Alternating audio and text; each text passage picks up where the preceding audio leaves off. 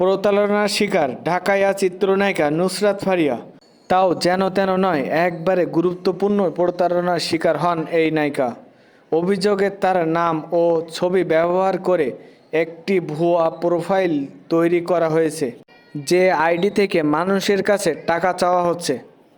সোমবার দুপুরে নিজের অফিসিয়াল ফেসবুক পেজে সেই ভুয়া আইডির একটি স্ক্রিনশট প্রকাশ করে সবাইকে সতর্ক করেছেন নুসরাত ফারিয়া।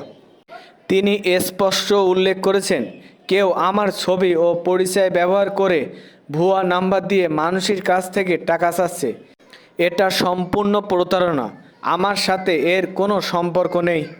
শুধু তাই নয়, ভক্ত ও সাধারণ মানুষের উদ্দেশ্যে পরামর্শ দিয়েছেন নায়িকা।